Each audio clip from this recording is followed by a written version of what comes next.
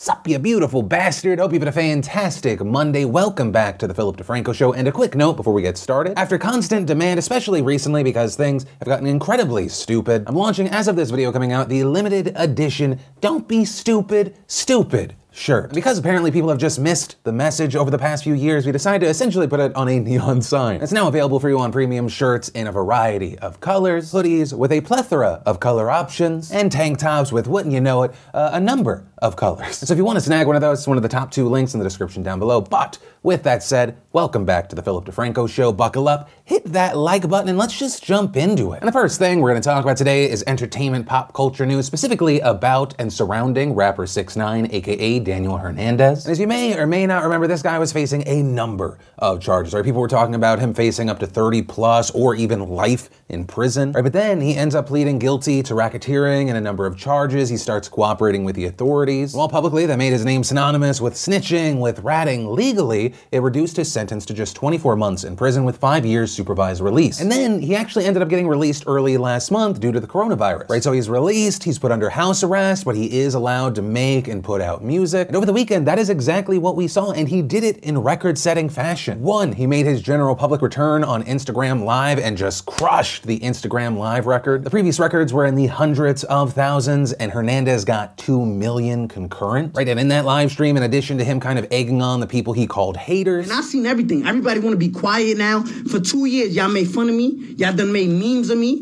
Y'all done threw my name in the dirt. Yo, rat, bitch, fucking. Y'all didn't go through what I went through. And I still came home, and I'm a legend at the age of 24 years old because I came home and a rat is doing more numbers than you. I would be mad too. I wouldn't be able to sleep at night. He also defended himself regarding the snitching label, essentially saying, why would I be loyal to people that weren't loyal to me and also were actively hurting me? If there is a street code, right? If there is a street code and there's something so-called as loyalty and everything and no snitching and all of that, I get it, right? But where was the loyalty when you was sleeping with my baby mother? Where was the loyalty when you was caught on the wiretap trying to kill me? Where was the loyalty when you tried to kidnap my mother? Where was the loyalty when you was stealing millions of dollars from me? Where was that? So who broke it first? All right, I get it. Don't fight fire with fire. I'm sorry. But what did I do wrong?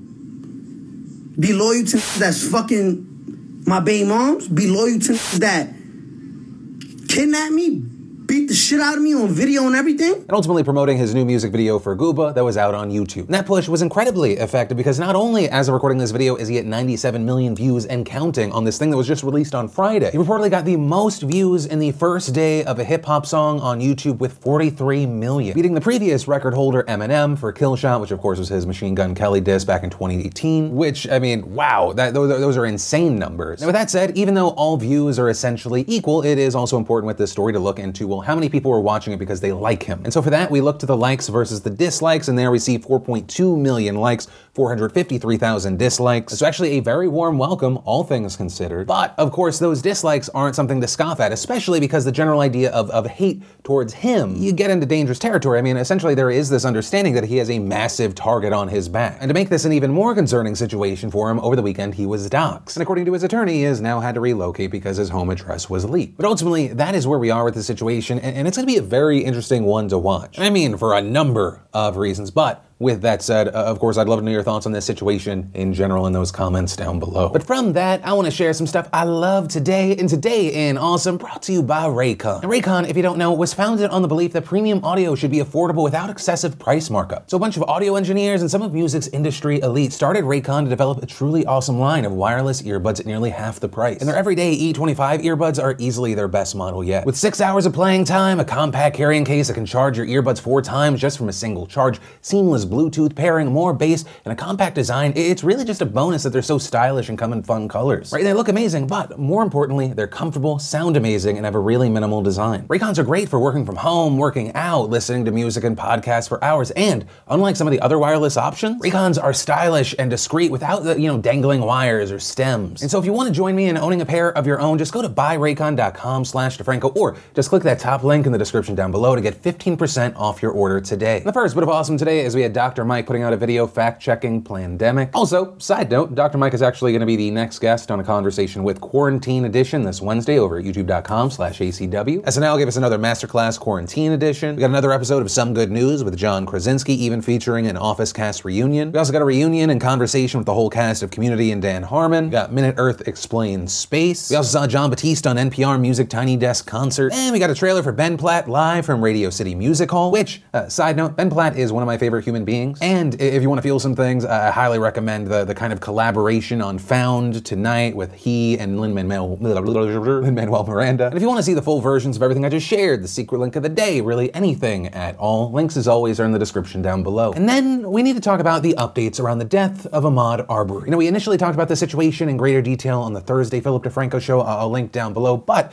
briefly to give you a quick condensed summary. On February 23rd, Arbery reportedly went out jogging in the coastal town of Brunswick, Georgia. A little bit later, someone calls 911 saying that Arbery is in a house that was under construction. You also had another person, 64-year-old Gregory McMichael, saying that he thought Arbery was the culprit behind a recent series of break-ins. He and his 34-year-old son Travis then grab their guns, they go chase Arbery down the road in their truck, all before allegedly gunning him down and killing him. Right, and after that you had tons of people confused, outraged, why did this happen? And that grew even more when last Tuesday a video of the incident leaked. And notably, from that incident in February all the way to last Thursday, the McMichaels were never charged with Arbery's death. But after the show, Thursday night, we see the Georgia Bureau of Investigation announce that it had arrested both Gregory and Travis McMichael for Arbery's murder. The next morning, the GBI held a press conference where we saw director Vic Reynolds say, "I'm very comfortable in telling you that there's more than sufficient probable cause in this case for felony murder." And at that press conference, Reynolds also addressed questions about potentially arresting a third person. And that's because, according to a former prosecutor on this case, another man joined the McMichaels in hot pursuit of Arbery. And currently, that's believed to be William Bryan, who filmed that leaked video. And regarding Bryan, Reynolds said that he, along with others, is being investigated. While Reynolds said that more arrests could be made, he also stressed that the agency is going to be guided by facts before making any more arrests. It's also important to note here that Bryan's lawyer also said that Bryan has fully cooperated with the investigation and that he is simply a witness to the tragic shooting, and adding that there had been a number of crimes in the neighborhood, and Bryan didn't recognize Arbery, and a vehicle that he did recognize was following Arbery. But seemingly countering that testimony, according to the police report, Gregory McMichael said that Bryan actually attempted to block Arbery as the men pursued him, but was unsuccessful. Now, on top of that, one of the other big developments we saw in this case was that on Saturday, several local outlets published more footage of Arbery just before his death. In that footage, you can see what appears to be Arbery going into a house that was under construction. He's only there for a few minutes, he doesn't appear to take anything, and then a separate piece of footage, another person runs up to a stand of trees across the street and appears to be watching what's going on. And ultimately, that footage ends with Arbery leaving and just running back down the street. Now, after this, you had the Georgia Bureau of Investigation confirming that this video is part of its investigation, but notably, they wouldn't say if the figure in the video was in fact Arbery. However, later on Saturday, you did have the attorney for Arbery's family, Lee Merritt, saying in a statement that his office believes the person in the video is Arbery, saying he engaged in no illegal activity and remained for only a brief period. Ahmaud did not take anything from the construction site, he did not cause any damage to the property, and going on to add, Ahmaud's actions at this empty home under construction were in no way a felony under Georgia law. This video confirms that Mr. Arbery's murder was not justified, and the actions of the men who pursued him and ambushed him were unjustified. Now, in this time, we also saw more videos showing a man that could be Arbery at that house at night. Some of these videos reportedly from as far back as October 2019. However, I should note here, this video has not yet actually been confirmed to be Arbery, and we don't actually know why this man was there. Currently, there's little information and large-scale reporting on it. And in fact, according to an Atlanta-based criminal defense lawyer, even though Arbery was in this home, that's not necessarily a crime. And even if it was considered one, it would be a misdemeanor unless he was found to have taken anything. And the reason I mention that is actually very important because according to Georgia law, a citizen can only arrest a person if that person is committing a felony. And on top of that, even if it was a felony, which we are not saying that it is, they reportedly would only be able to use reasonable force to detain a person unless they're preventing a forcible felony or using self-defense. But of course, the McMichaels allegedly initiated this attack with their guns, which is why we saw that Atlanta-based lawyers say, if you initiate an assault, you don't get to then claim self-defense if the other person reacts to them being assaulted. Also, we should talk about the person that actually owns this home, Larry English. You've seen him telling media outlets that his construction site was not robbed, saying, I've never had a police report or anything stolen from my property or any kind of robbery. Also, very notably, according to Glenn County police records, there have not been any recent burglaries in the neighborhood except for one filed on January 1st when someone stole a handgun from an unlocked truck parked at the McMichaels house. And all of that brings us to yesterday, where we saw Georgia Attorney General Chris Carr asking the Department of Justice to investigate how local authorities handled this case. You know, like we talked about on Thursday, you had not one, but two prosecutors recusing themselves for potential conflicts of interest because they had professional connections to Gregory McMichael. Notably, that second prosecutor, George Barnhill, also advised police not to arrest the McMichaels as he was removing himself from the investigation. At that time, saying it appears their intent was to stop and hold this criminal suspect until law enforcement arrived. Under Georgia law, the this is perfectly legal. It's also now come out that Barnhill reportedly told detectives that Arbery's killing was a justifiable homicide. This, even though now you have the GBI director saying they have sufficient probable cause for murder. And actually, this morning we saw the DOJ saying that it is considering AG Carr's request. And according to spokesperson Carrie Kupek, the DOJ is actually assessing all of the evidence to determine whether federal hate crime charges are appropriate. You know, as we've seen new developments, we've also seen new reactions. Some of the notable ones including Michael B. Jordan saying, "I'm sick to my stomach and could barely watch the video." Another one of our future kings and leaders was murdered. We also saw Taylor Swift saying, "I'm absolutely devastated and horrified by the senseless, cold-blooded, racially motivated killing of Ahmaud Arbery." We also saw the likes of Jay-Z, Alicia Keys, Yo Gotti, and Meek Mill all penning a letter through Rock Nation, addressing Georgia Governor Brian Kemp, AG Carr, the third prosecutor in the case, Tom Durden. They're calling the arrest of the McMichaels a positive step on the long road toward justice, adding, "But it only strengthens our resolve to see that justice is eventually served." In it, they also call for Durden to recuse himself and for Carr to appoint a special prosecutor. And actually, just this morning, we're now seeing reports that Durden will step aside, and that Cobb County District Attorney Joyette Holmes has now been appointed to lead the prosecution against the McMichaels. And ultimately, that is where we are right now. Obviously, we're going to wait to see what happens next, but I do want to note something. Right, that's the story, and this is me giving an opinion. The number of people I've seen using the video of Arbery looking through a house on construction and using that as a justification for him being shot and killed, that's disgusting, it's ridiculous, and it saddens me. No weapon, no stolen property was found on his body. From all the videos that we've seen released thus far, it does not appear that he stole anything, nor should that be something that justifies what happened to this man. Also, people can project and assume why this man was on the property. It's very easy to do, but it doesn't solidify anything. But hell, as a much younger man with nothing else better to do, I've walked construction sites before. And of course, as always with these things, understand, I say this while open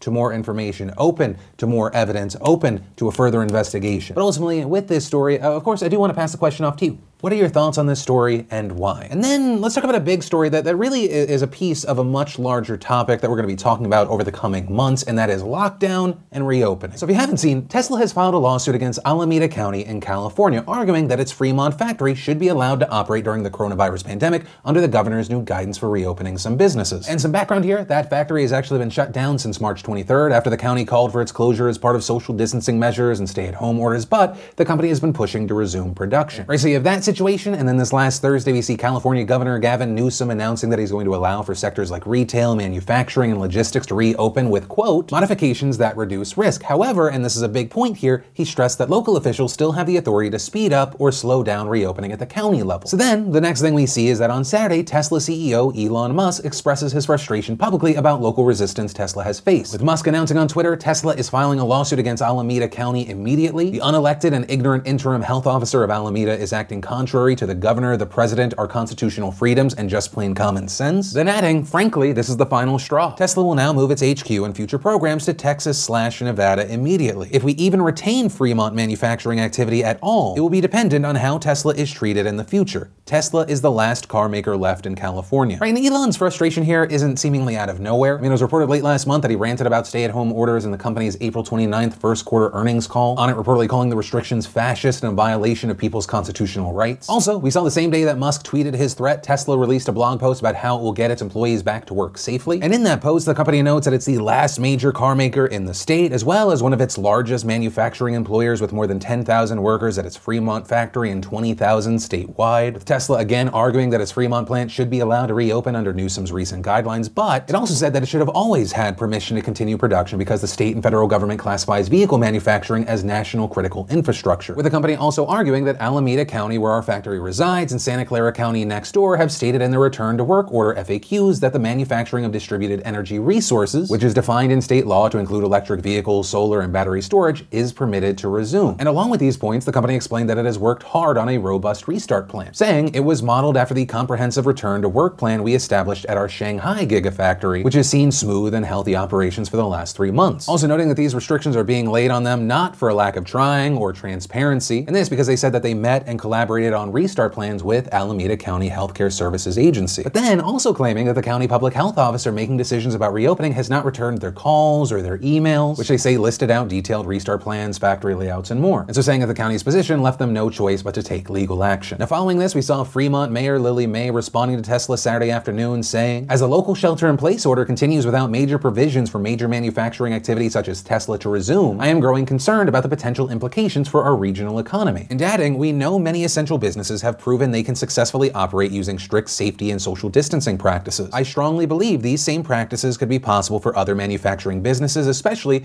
those that are so critical to our employment base. He then encouraged the county to work with local businesses to reopen with acceptable guidelines. And shortly after, we saw Alameda County's health department release a statement saying it had engaged in a collaborative good faith effort to develop and implement a safety plan that allows for a reopening while protecting Tesla workers, adding, "We look forward to coming to an agreement on an appropriate safety plan very soon." However, it stressed that, quote, "It is our collective responsibility to move through the phases of reopening and loosening the restrictions of the shelter-in-place order in the safest way possible, guided by data and science." We also notably heard from Scott Haggerty, supervisor for the Fremont District of Alameda County, who spoke with the New York Times on Saturday, and he explained, quote, "We were working on a lot of policies and procedures to help operate that plant, and quite frankly, I think Tesla did a pretty good job, and that's why I had it to the point where on May 18th, Tesla would have opened." But then noting, "I know Elon knew that, but he wanted it this week." And by this week, he was referring to Musk wanting a May 8th start date. Right, so essentially it looked like Tesla was going to get a green light, could still, we don't know the exact timeline now. Right, so part of the question here is, are those moving threats, is this whole kind of craziness over a difference of 10 days? Which it appears is something that some California lawmakers were not happy about. This, including California State Assemblywoman Lorena Gonzalez, who really, you know, she dug deep and kind of greatly explained the situation. I'm kidding. She essentially added fuel to the fire because after Musk tweeted, she tweeted, "Fuck Elon Musk." And then later on Sunday, she followed it up by saying, "California has highly subsidized a company that has always disregarded worker safety and well-being, has engaged in union busting and bullies public servants. I probably could have expressed my frustration in a less aggressive way," but then adding, "Of course, no one would have cared if I tweeted that." And adding, "The deaths from COVID-19 in California are disproportionately Latino. Our communities have been the hardest hit by far. Maybe that's why we take the public health officials' warning and directions so seriously." But that said, at the federal level, we have seen support of Tesla, specifically from the likes of U.S. Treasury Secretary Steve Mnuchin, who backed Musk on Monday, telling CNBC that California should help Tesla reopen its plant. Also noting they're going to find that if he's threatened, he's going to move his production to a different state. Though there, you've had people argue that moving Tesla's headquarters, especially during the pandemic, would prove to be difficult and costly. With Wedbush securities analyst Daniel Ives writing in a note to investors, moving away from Fremont could take at least 12 to 18 months and could add risk to the manufacturing and logistics process in the meantime. However, this situation might just be the nudge that Elon Musk has needed. Right? I mean, Elon has previously hinted that he's eyeing other places to build his Cybertrucks and expand production of his Model Y crossover. And you know, there are a number of experts right now that believe that Elon Musk would save billions of dollars over time if he actually did move there. But I mean, very notably, both Nevada and Texas have no income tax, whereas California has a 13.3% income tax on the highest earners. But hey, that's also just one small part of a much larger consideration. But ultimately, with that said, that is where we are right now. Of note, regarding the automobile industry, we are starting to see factories reopen in the United States. Toyota's restarting their production today, while General Motors, Ford, and Fiat Chrysler are all planning to restart their plans gradually on May 18th. Also notably, regarding Tesla, even though there's this whole legal situation and public outcry, we're seeing reports that the Fremont, California plant actually started back up over the weekend. And according to a report, you had 2 employees saying that over the weekend they made around 200 cars, Model Y and Model 3 vehicles. And actually, as we were finishing today's show, Musk has admitted that he is restarting production against county rules, also saying that he'll be on the line with everyone else and that if anyone is arrested, he asks that it only be him. But hey, like I said, that's where we are right now. And with this story, I would love to know your thoughts. Do you agree with Elon Musk here? Yes, no, why not? Also, do you feel like Elon Musk being public about this, right, it's meant to put pressure on the government, or maybe it's more of an and/or situation? Is it part of a public push to get Nevada and Texas to try and bid for the company to come to them? Yeah, like I said, I'd love to know what you're thinking on this one. And that is where I'm going to end today's show. Of course, as always, thank you for watching. If you want to watch more, you can click or tap right there. But with that said, of course, as always, my name's Philip DeFranco. You've just been filled in. I love yo faces, and I'll see you tomorrow. I hope you liked this video. Subscribe if you like it.